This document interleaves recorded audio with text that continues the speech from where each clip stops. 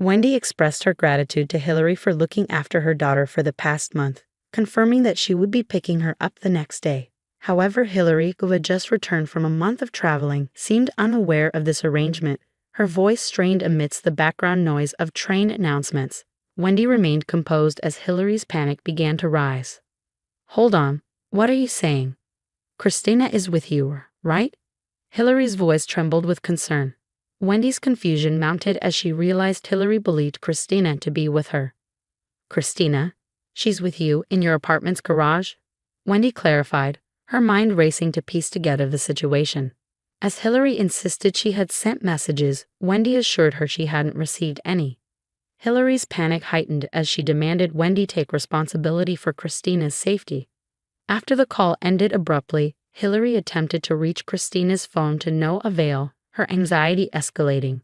Wendy suggested she head home first, promising to investigate further. Upon Hillary's return, she was met with Wendy, Scott, and Christina together, leaving her bewildered. Wendy seized the moment to introduce herself more thoroughly, revealing her independent lifestyle as a freelance illustrator. Despite Hillary's initial misunderstanding, Wendy's optimistic outlook on life remained unchanged. As Wendy reminisced about her caring brother Scott and his occasional visits, she couldn't help but acknowledge Hillary's tendency to look down on her for being single. Yet Wendy remained steadfast in her belief that personal values dictate matters of love and marriage. When Hillary teased me again about needing a partner, I brushed it off with a shrug. It was hard to tell if it was the alcohol loosening her tongue or something else. But her laughter persisted. Her incessant jibes on the topic eventually wore me out. When I decided to move into a condo on my own, one of my top criteria was distance from my brother and his wife, Hillary. I'd grown weary of her constant needling. However, I shared a strong bond with my niece, Christina, who was turning 10 this year. Despite never having seen it in person, Christina often talked about her cute light blue backpack, which she proudly wore to school. One day, while she watched me work on my illustrations, she admired my drawings on the computer screen. "Wendy, you draw so well," she exclaimed, her eyes wide with admiration. "I wish I could draw too." Encouraged by her interest, I offered her a chance to try. With plenty of time before my deadline, I let her take a seat in front of the computer. Her face lit up with excitement as she eagerly began drawing. She sketched her beloved light blue backpack, mentioning how heavy it was, especially with her tablet inside. I marveled at her sense of responsibility, noting how she managed her belongings, even considering the weight increase during the summer with a water bottle added. According to Christina, Hillary spent most of her days as a stay-at-home mom. When my brother was away on business, she tended to indulge herself, opting for store-bought meals on school holidays. Christina often found herself doing chores, sometimes even the laundry, while her mother remained glued to her smartphone or TV. She tried not to upset her mother, retreating to her room or escaping to the park or library. Hearing about Hillary's behavior raised questions about her parenting, but as an outsider, I hesitated to judge. Yet, it was clear from Christina's anecdotes that there were moments of frustration and tension at home, highlighting the complexities of family dynamics. I witnessed a moment that stuck with me like a splinter, Hillary berating Christina harshly over a minor spill of juice. As Christina quietly endured her mother's scolding, she whispered to me, "Mom is scary. She gets angry over anything." Her words lingered, echoing in my mind like an unwelcome refrain. A few days later, on a chilly weekend when the leaves in the nearby park had turned completely, I found myself unexpectedly caring for Christina. Hillary had messaged me, stating she was going on a day trip with friends and leaving her daughter in my care. However, that wasn't the end of it. Shortly thereafter, I returned home to find Christina standing alone by the parking area, her light blue backpack slung over her shoulders. Her half-covered face betrayed her anxiety as she stood next to a small carry-on suitcase. Confusion clouded my thoughts as Christina explained that her mother had instructed her to come to my house. I quickly checked my smartphone and found Hillary's message, a sudden announcement of her month-long trip and a request to look after Christina. Suppressing my incredulity, I welcomed Christina into my apartment. Her cheeks were flushed red from the cold, and her hands trembled with chill. I offered her hot cocoa and snacks, eager to hear her side of the story. Christina recounted how Hillary had interrupted her drawing session, handing her the suitcase and instructing her to pack for a month-long stay at my place. With a sense of urgency, she hastily gathered her belongings and made her way to my apartment. Meanwhile, downstairs, Hillary's voice filled the house with excitement as she chatted on the phone. Christina winced at the sound, finding solace in the temporary respite from her mother's usual laughter. As Hillary bid her daughter farewell by the car, instructing her to behave and wait for me, the cold season seemed to intensify despite the sunlight peeking through the clouds. It was a moment of unexpected responsibility, but I was determined to provide Christina with warmth and comfort amidst the chilly uncertainty. I couldn't shake off the anger brewing inside me, contemplating what would happen if Christina fell ill under Hillary's neglect. "Does your dad know about this?" I asked Christina, hoping for some clarity. She shook her head, munching on chocolate cookies with a hint of innocence despite the crumbs adorning her cheek. Her casual remark about her parents' communication habits made me pause. It seemed unfair not to inform my brother, so I resolved to call him later. But then Christina dropped a bombshell. "You know, Wendy, I don't want to be with my mom anymore." Her words struck a chord, her usual cheerful demeanor replaced by a solemn expression. As tears welled up in her eyes, she poured out her heart, recounting incidents of her mother's explosive anger and misplaced blame. My heart ached for her, and I did my best to comfort her until her sobs subsided. It was evident that Christina's situation was far from normal. Convinced that action was needed, I decided to reach out to Scott, hoping he could intervene.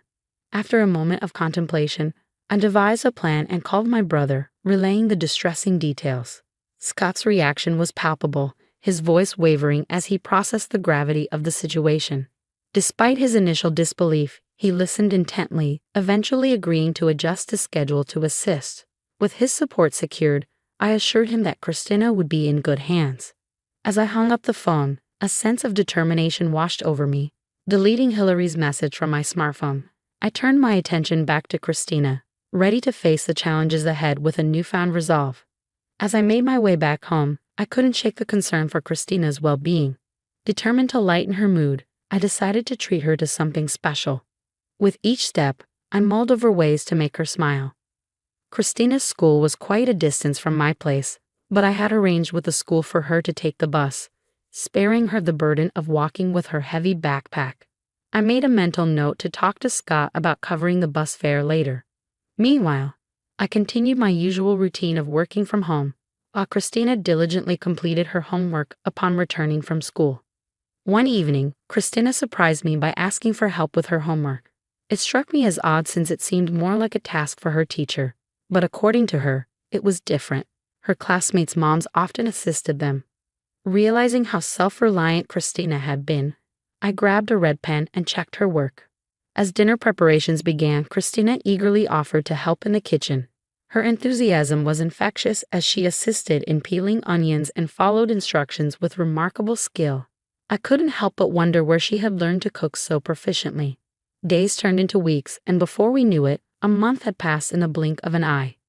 Glancing at the calendar, I realized it was almost time for Hillary to return. Sure enough, I received a call from her the next day, thanking me for taking care of Christina. However, her confusion was evident as she seemed to believe Christina was still with me, despite being away for a month.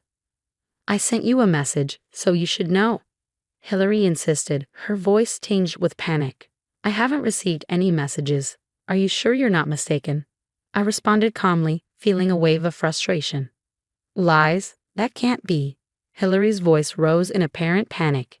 "What are you going to do about this? I entrusted Christina to you. If anything happens, it's your responsibility." With a sharp yell, she abruptly hung up the phone.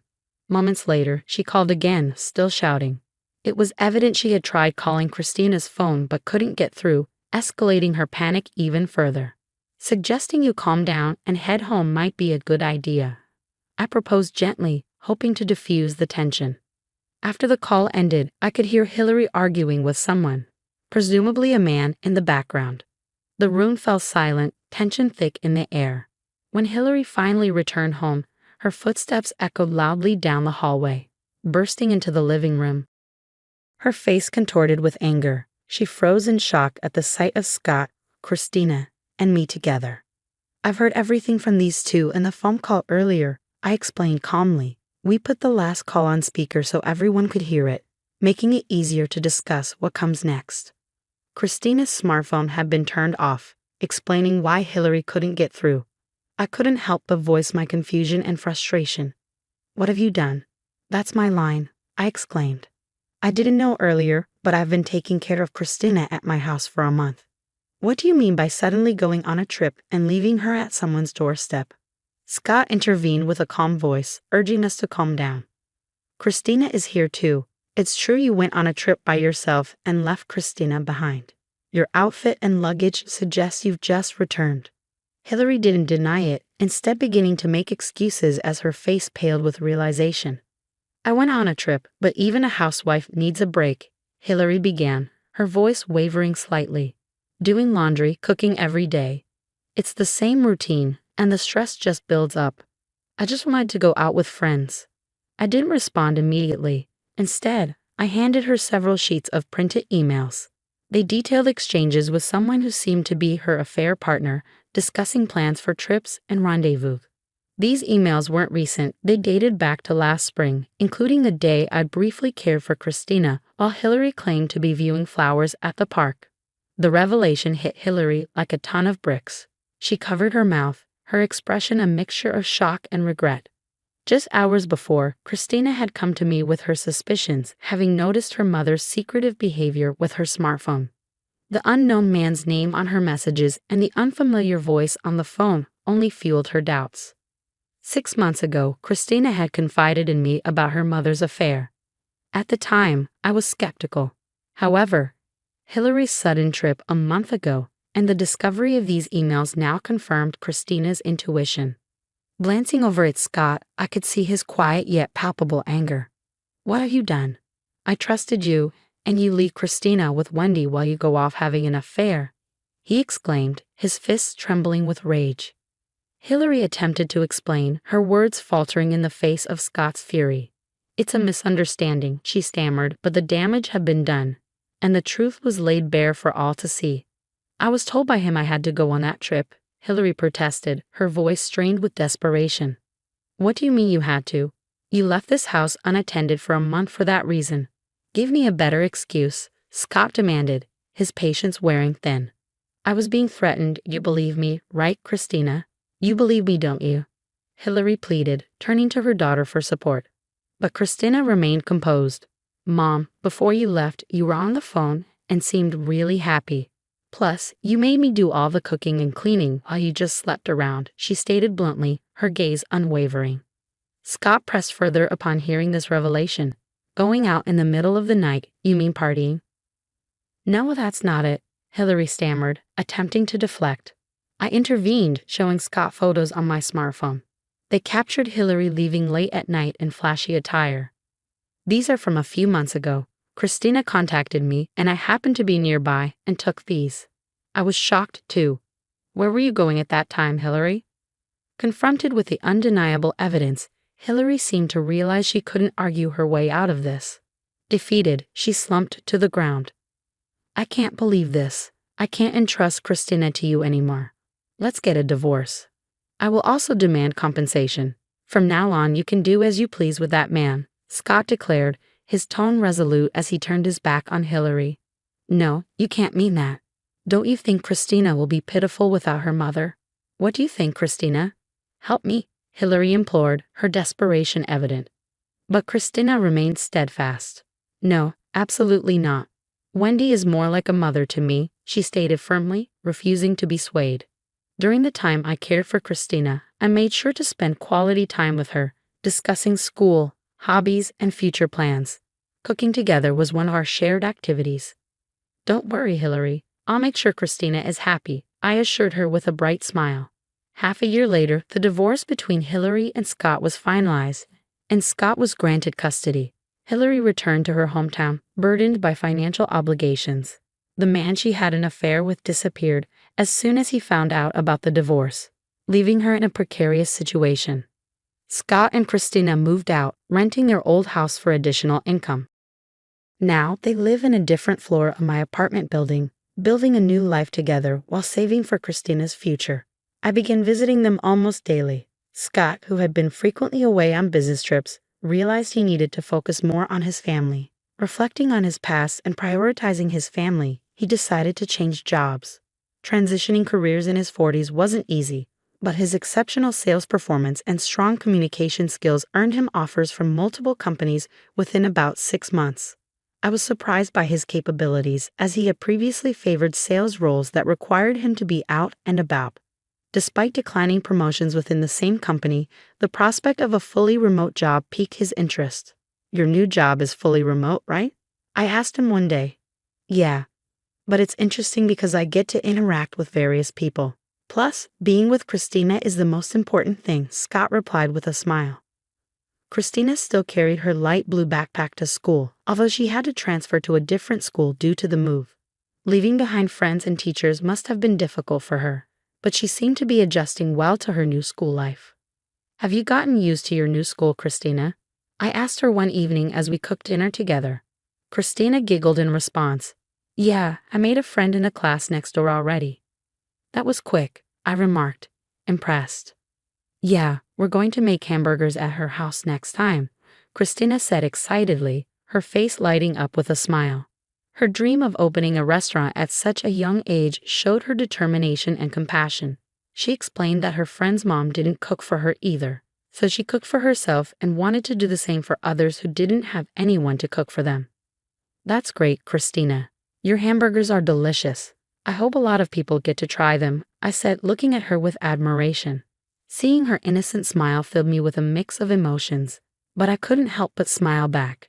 Christina's dream wouldn't end as just a fantasy. She seemed incredibly brave and bright, and I looked forward to the day she opened her restaurant.